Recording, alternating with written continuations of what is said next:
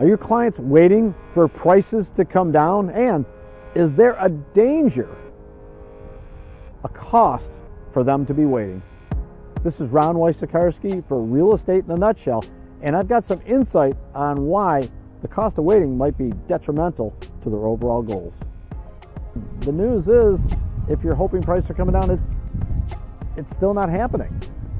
And there's something going on in the market right now that is really important for most buyers to just grab a hold of.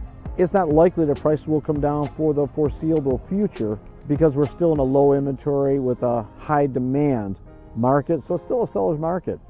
And even though it's taking a little bit longer for properties to sell, the prices really haven't gone down. They're just not ratcheting up at 1 or 2% a month, but they're still going up. There's no evidence right at this moment that prices have come down. And the mistake that we make is we see a property listed at $400 that sells for $350.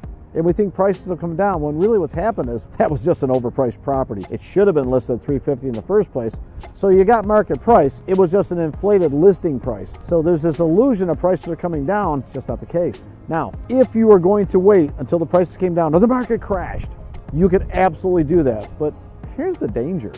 While you're waiting for prices to come down, a couple things are going on. Interest rates have been rising.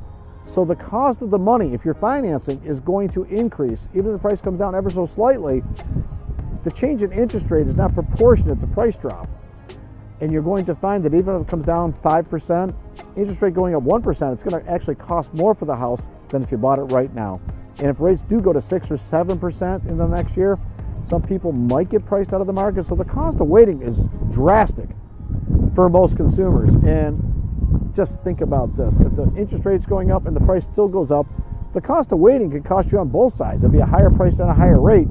And for some people, it's a really bad move. Now, if you're stuck in a home that you own, that you want to sell, it's really hard to time a market to sell high and buy low. It's not impossible, but it's really tough. You could prolong yourself from being in a home that you want to be in. That's the true danger, is how long do you want to spend in a home that's no longer the perfect home for you when you really want to get to that next property. The cost of waiting is almost as dangerous as the price of just not moving on a home that wouldn't make sense for you today.